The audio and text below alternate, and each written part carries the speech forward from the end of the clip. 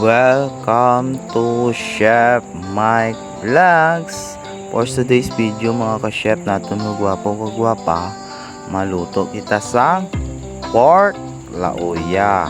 Diri na may ginpreparado na ko nga ginpadako nga uling ag surugbahan. Sugbaw naton ang baboy. Ang baboy gugali mga tunga sa kilo ang aton nga lutuon. Sugbaw naton anay mga ka-chef naton nga gwapo kagwapa ang aton nga baboy. Ang lauya nga pagluto sang baboy isa na nakahistory sang mga Ilonggo nga magluto sang mga okasyon sa mga pistahan. Hindi gid ni madula ang lauya. Mga ka-chef naton nga gwapo kagwapa, ang lauya diri sang mga Ilonggo amon ang mga ulo sang baboy, siki kag buyon. So diri ang ginluto ko diri amo lang ang buyon. So totally budgeted kita. So ang gusto ko lang mapakita ko lang sa inyo kung paano magluto sang pork lauya ang mga Ilonggo. Shout out ko diri ang akon nga mga pamilya, kag friends, kag classmate, kag batchmate, kag nagasuporta sa Chef Mike Vlogs. God bless sa inyo nga tanan. So diri na mga ka-chef naton nga gwapo nahapkok na naton kasugba ang baboy. So diri na umpisado naton ka gisa ang aton nga pork lauya. Diri na ready na ang aton nga kaldero. Medyo dako gali ang aton nga kaldero, no? So nagbutang na ko diri sang mantika, painiton kag magisa na kita sang aswite. So aswite ang tawag sa Tagalog, istiwite sa Ilonggo. Amo na ang tawag sa amon diri. So diri ipagwaon ta na ang iya nga kolor kag aroma. Kag dira na nagwa nang iya nga kolor kag aroma, ikuwaon na naton ang iya nga seed o buto.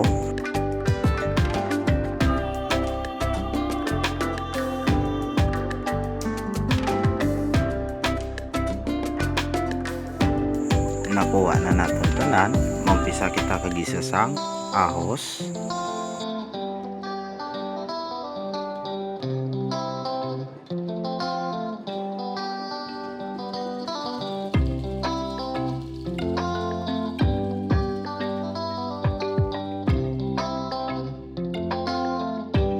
isunod ta diri ang bombay, sibuyas,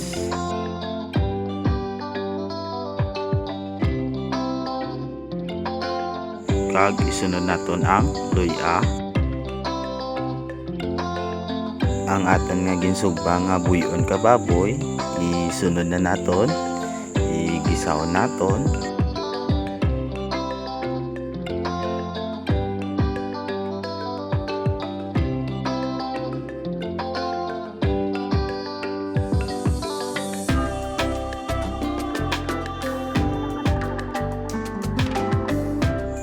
Diri na timpla naton sang asin, 3 ka kutsara.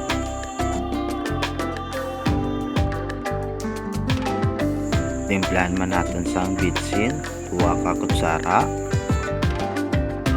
Kag Norma Ford. Padayon kita kagisa. Amo gini ang mas manami kung ginagisa mo kay ang sabor makapit gid ang iya nga lasa. So diri na mga ka-chef naton nga gwapo kagwapa, gin sabay kuman kagisa ang aton nga mangka. Pwede isabay ang mangka basta linghod ang baboy or yubo ang baboy.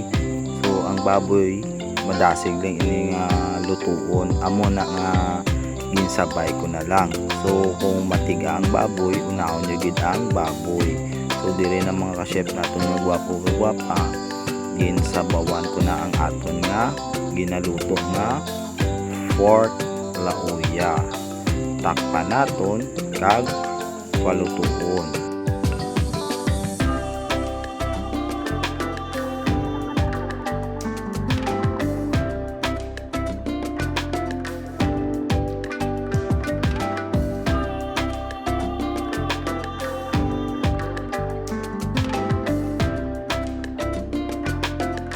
Diri na nga time mga ka-chef natong nagwapo-gwapa 15 minutes na gin-check ko ang aton nga langka o mangka kag baboy.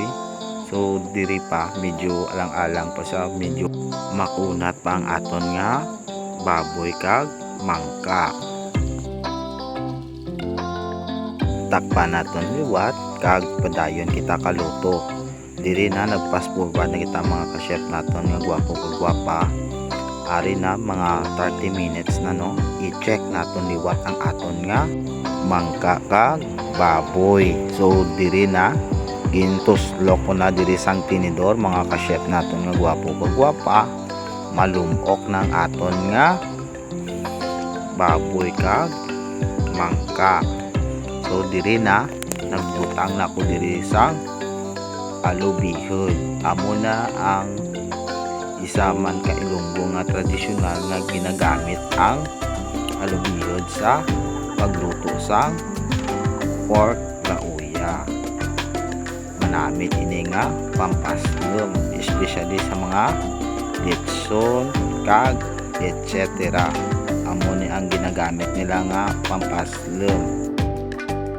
Takpan naton kag palutuon ang alubihod para manami ang pagwasang aslum. Dili na nga time mga ka-chef naton ng gwapo o gwapa, mabutang na kita sang katumbal. Mga ka-chef naton nga gwapo o gwapa, today amo na ang aton nga menu, pork lauya. Please subscribe my YouTube channel para po update po kayo sa aking next vlogs.